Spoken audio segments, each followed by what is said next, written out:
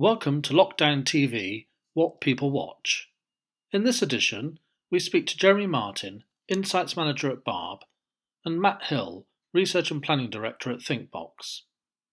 First, we hear from Jeremy Martin. My name's Jeremy Martin, and I'm currently Insights Manager at BARB. So it's my role within the team to provide insights into our viewing data to our clients and our stakeholders in the industry, which covers a range of tasks, but includes helping them to work with the latest developments in BARB data. Obviously, in terms of things like further developments of the TV panel and the developments we've made in measuring device viewing over the last few years, there's a lot of sort of technical data within the BARB data set. So it's helping our clients understand how they can help that work for them in the decisions that they need to make. Okay, so what do BARB do? BARB is the joint industry currency for the UK. So we're responsible for providing the official television audience measurement service for the UK.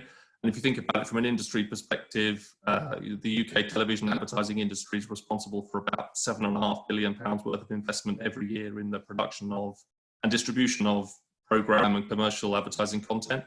So BARB is responsible for making sure that that industry has a transparent and accountable set of viewing data that can guide that investment and make sure that everyone in the industry has access to the same information on performance and what people are watching and the UK television landscape, so that everyone is operating on that level playing field.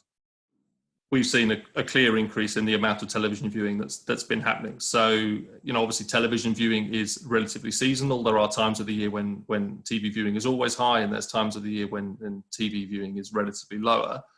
What we've seen since the pandemic started, and certainly the lockdown started, is that viewing has been consistently higher since that lockdown began. So the first full week of lockdown, the week ending 29th of March, viewing was about 30% higher. So viewing to TV channels was about 30% higher than from the same week from the previous year, which was an average viewing time of 3 hours 46 minutes a day per person. So that sort of level you normally see in kind of week 51, week 52, so Christmas week. Those are the sorts of viewings you normally see around viewing levels you see around Christmas. So to get that in a sort of March, April week is extremely rare.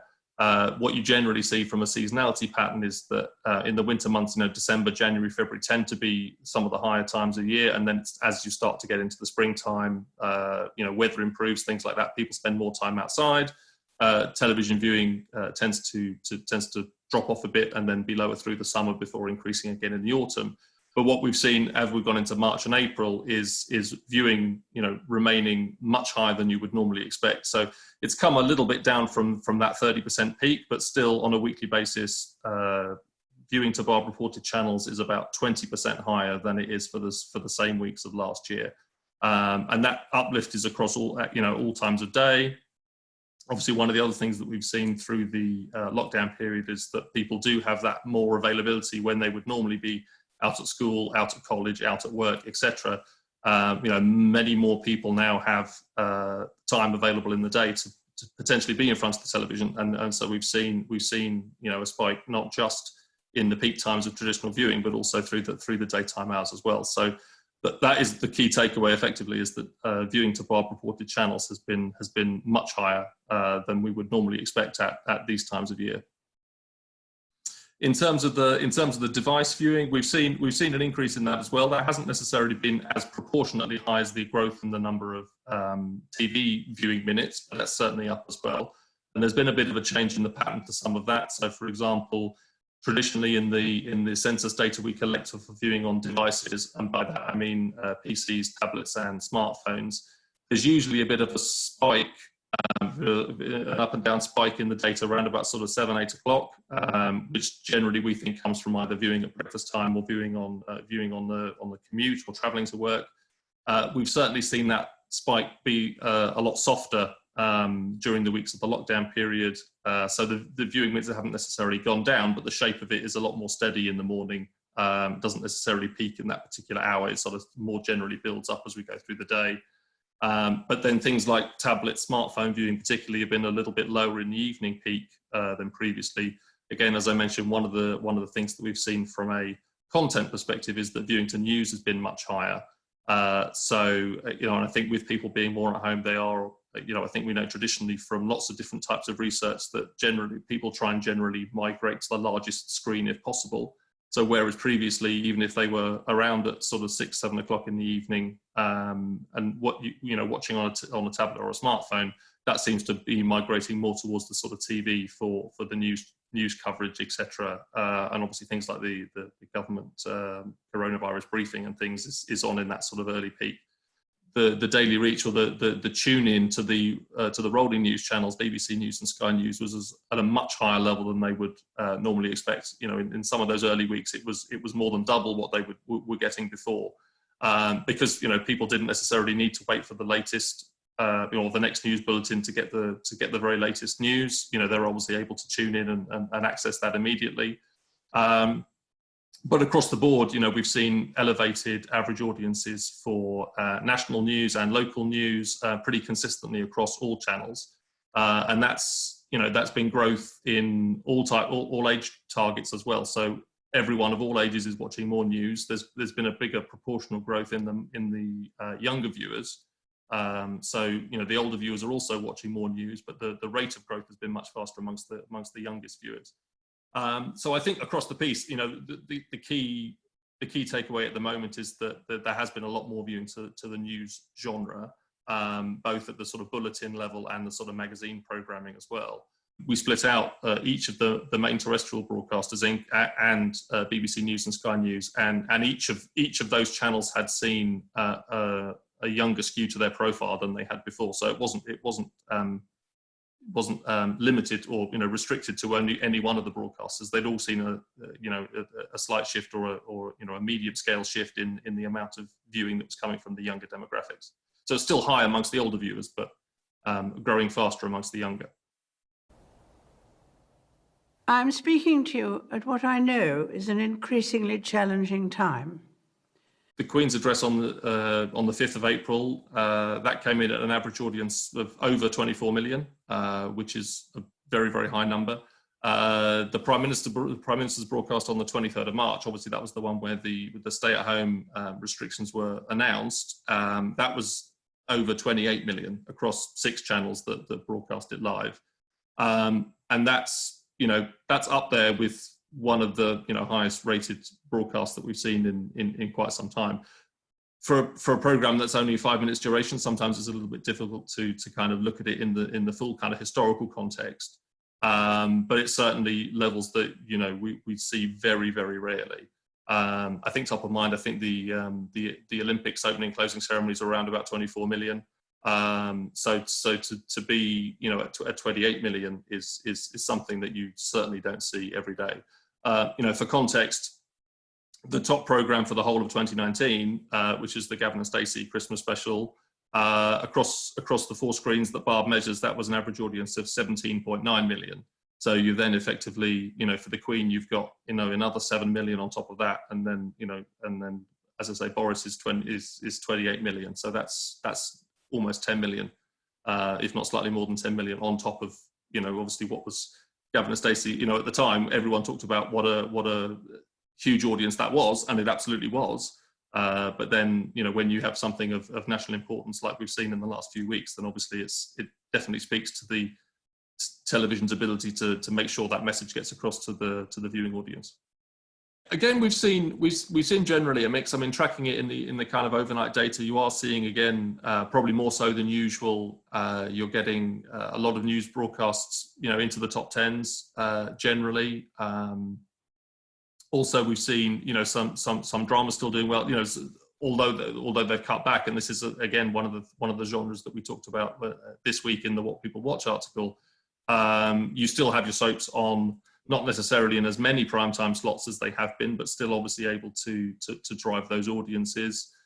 There has been a bit of there has been an impact on other genres, and sport is one of them.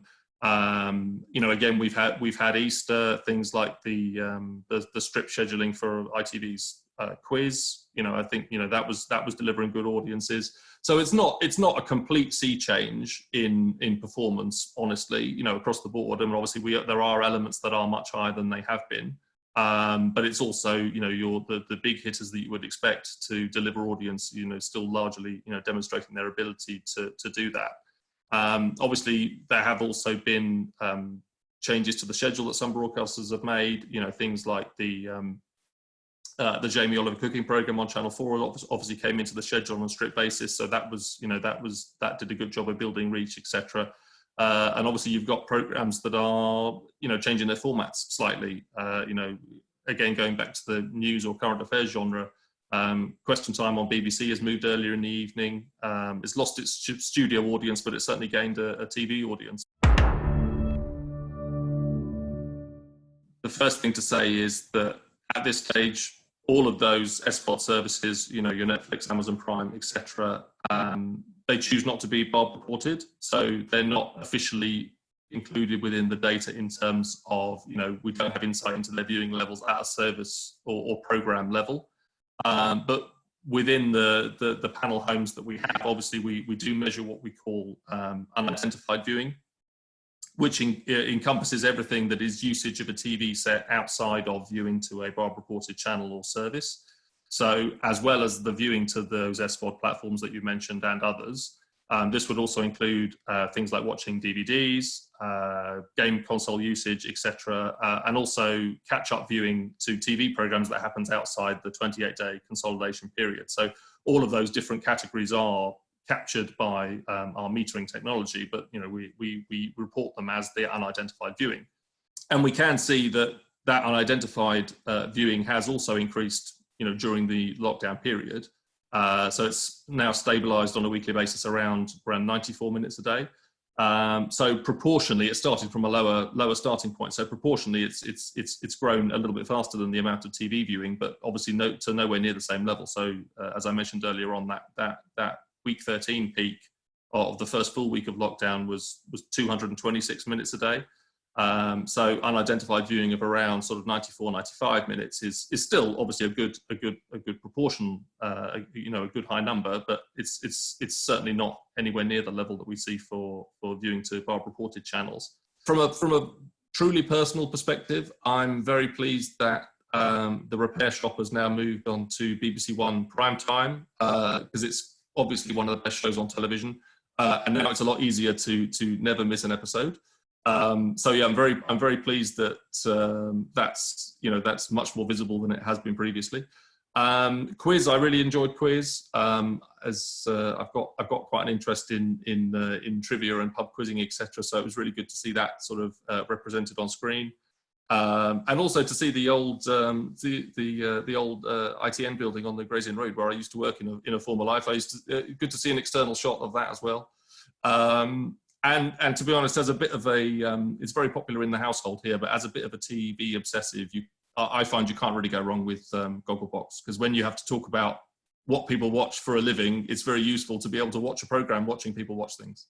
The What People Watch articles are available at the moment on a weekly basis on the BARB website, so that's barb.co.uk, so they're freely available. Our annual exploration of the UK's viewing habits. So that's our viewing report 2020, looking back at the full calendar year of 2019 at some point in May as well. So that's almost ready to go. Our thanks to Jeremy Martin. Next, we hear from Matt Hill from Thinkbox. My name is Matt Hill. I'm the Research and Planning Director of Thinkbox. And Thinkbox is the trade marketing body for TV. So we help promote TV advertising in all its forms, and we do this primarily through conducting research. So research into the way people watch TV, the way that's changing, and what that means for advertisers, but also lots of research into advertising effectiveness. We thought it would be prudent to do some research looking into the changing nature of this situation and what that means from a media consumption point of view. And this is where the TV lockdown piece of research was born. So it's qualitative research. We've got 12 different families who are reporting for us the impact that lockdown is having on their media consumption, with a particular focus on TV, but also on other aspects of their lives, such as how their purchasing behaviour is changing, and we're also interested in understanding how their reactions to advertising is changing throughout this period. So we're still in the relatively early phases of it. We've just released the first round of research, which was focusing on TV viewing behaviour, and we know from the BARB data that there's been a big overall increase. We're around about 30% up in terms of the amount of time that we're spending watching broadcast TV. So that's a really big change, and this research allows us to help understand sort of the whys, the reasons behind some of these behavioural changes. So for a start, obviously we are spending much more time than usual with our families. We don't have our usual commutes. We're able to use this time to bond with our family a bit more, and TV obviously becomes a big part of that. So what we're seeing is that a lot of people are becoming quite routinal in their viewing nature. They're having sort of certain pockets of the time where they'll all sit down together as a family, and they'll spend watching stuff. Often it's more of a compromised viewing occasion. So families watching something that they're all going to enjoy together, as opposed to necessarily something they'd watch if it was just them watching on their own. So we're seeing the nature of what people are watching slightly shift according to this. But the other thing that we're seeing is that because it's such a time with stress levels high and we're all quite anxious, that from our viewing point of view, we're looking towards comfort. We're looking towards finding something that's going to just make us feel a bit better and allow us to escape from the grim reality of the moment. So comedy viewing is a lot higher. We're seeing Saturday night entertainment particularly perform well. Anton Deck and Britain's Got Talent, exactly the right kind of content for this kind of escapism, as well as some of the great drama that's out there at the moment.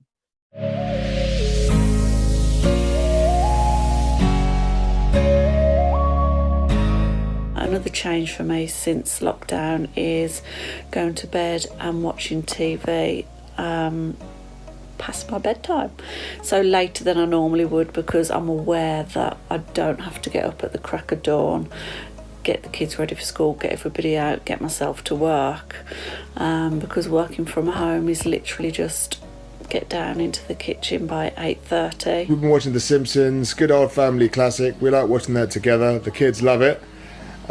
Before bed, we've been watching The Undateables with the kids as well, usually when we're having dinner. So that's a bit of downtime to unwind and relax, to ease boredom. We've started watching game shows, including The Chase and Tipping Point. They're on sort of late afternoon. We found that we weren't at home from work to watch these before, so we're really enjoying watching this. We find that it helps to keep our minds active, and we're trying to improve our general knowledge. Since COVID, find myself watching a lot of kind of older comedies. Watch Sex and the City back. Still Game, which is a programme I watch with my daughter, which is a Scottish comedy show. So that's on Netflix. Also rewatching Gavin and Stacey from the start, so that's on BBC One now. I think it's on a Saturday night, so starting from series 1, so I'm catching up on that as well. I'm also finding that I'm watching a lot more catch-up TV now for things that I didn't get to watch before, mostly dramas and different series. I think in order to keep up with conversation with everybody, we've certainly been watching Gogglebox. It's quite nice to see other people's reactions about current events. It's classic human psychology that at times of stress or anxiety, we revert to where we're most comfortable, and we stop taking risks.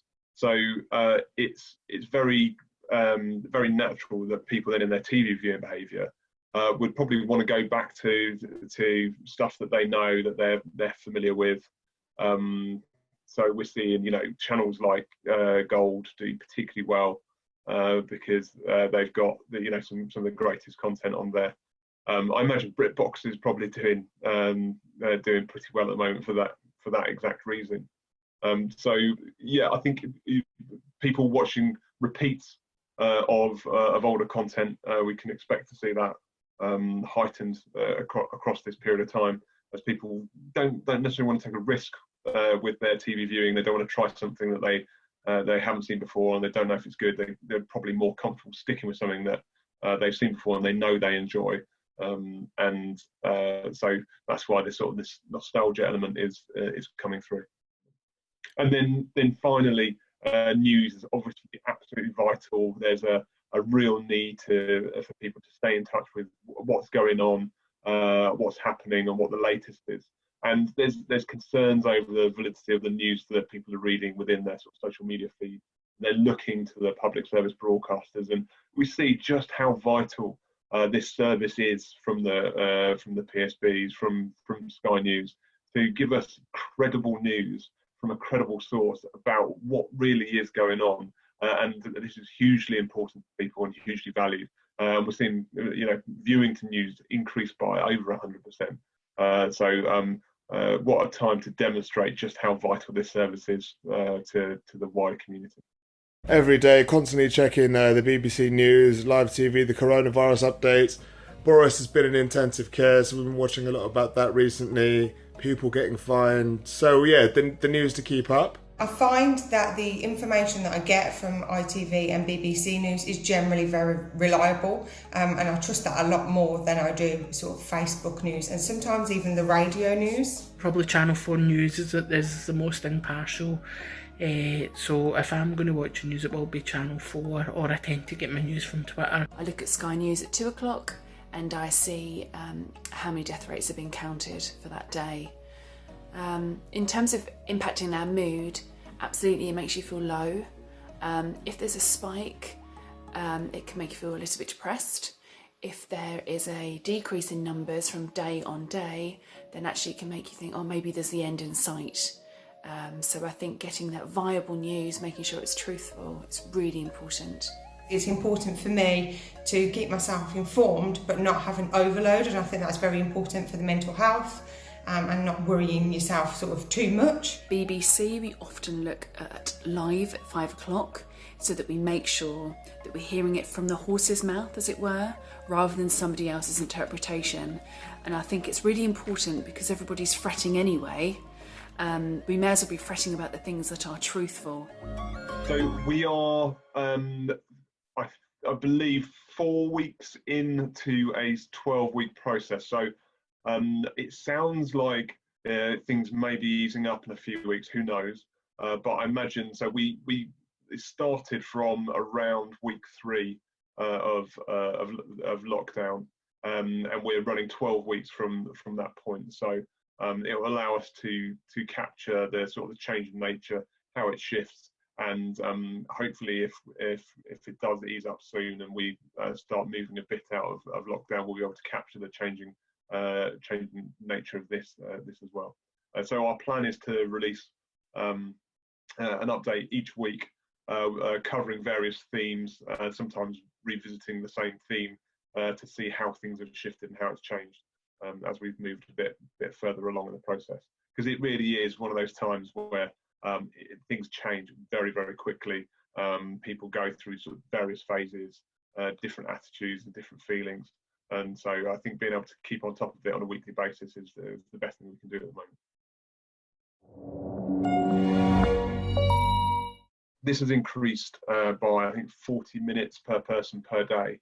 So a pretty significant growth. However, you've got to remember that isn't just Netflix, Amazon, BritBox, etc. It's also going to be computer games, and I think with the kids at home, there's going to be a lot more. Certainly in my house, a lot more PlayStation, Xbox, etc. Going on. So we can assume that absolutely in the same way that TV, SVOD is TV, the same way that the commercial TV and broadcast TV is increasing. Subscription TV will be increasing as well. We just don't know exactly how much it's going to be growing by. The opportunity for advertisers is that due to the supply-demand nature of the way that TV is traded, is that as viewing goes up and we see demand come down, the price of TV is absolutely unprecedented. It's the probably a once in a lifetime opportunity for advertisers in terms of the pricing that's available for them at the moment. So we We saw a nice example with Karcher, the pressure washer, where this is obviously a fairly good time if you want to do a bit of pressure washing, and they're advertising on TV quite heavily. And if you look at the Google Trends, you can see that the interest, the demand for a number of people looking for Karcher has gone absolutely through the roof. So for advertisers who can take advantage of the situation, there is absolutely unprecedented value out there, and it could be a huge opportunity. I think we're seeing the challenge can be for some advertisers around their creative, because you don't really want to be tone deaf in your creative execution, and this will be picked up by viewers, by people, if there's something that's just not quite right in terms of your existing ad. So the broadcasters are all working really hard to find solutions and offer their own creative teams to help advertisers to get their messages out there. So if you've got an opportunity, do get in contact with the broadcasters, see what they can do, because there's a more allowable. It's more allowable from a viewer's point of view to be coming up with an ad that isn't, a £400,000 masterpiece, but something that's potentially more UGC. I think if you don't see the Voxy ad, which is actually brilliant. It's really light-hearted. It gets across their message and it's good fun. And we've heard from our lockdown TV panel that they really like it. It's making them laugh, and they value this kind of communication. I suppose if you want to speak to the public, if you want to have a means of getting across a message to the public, or talking to them about what you represent or what you're thinking about at this moment, then TV is by far the best means of doing this.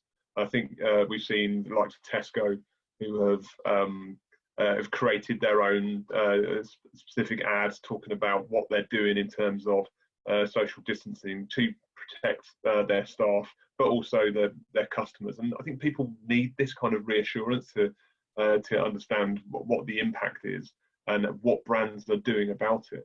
And I think we're starting to hear from our panelists that they'd be quite keen to hear from brands as we come out of this.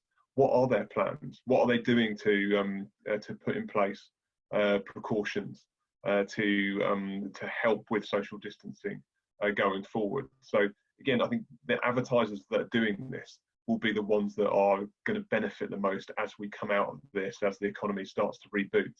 So now's the time for advertisers to be creating these kind of communications, taking advantage of the value now, and also the fact that you don't need these, £500,000 creative. You can do something pretty basic, as long as it's being informative, as long as it's creative in some way, as long as it's communicating and getting your brand across in the right way. It could be a really powerful point in time to get these messages across.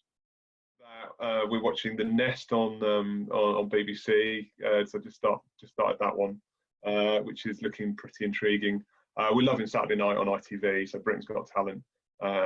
It's brilliant for all the family. It's all on our website, so www.thinkbox.tv, and it'll either be on the front page, or there'll be an obvious link that will take you there. And also, if you sort of follow us on social media, on LinkedIn or Twitter, we're going to be regularly posting any updates there. So yeah, there should be a place where you can find it, and we're going to try and keep it.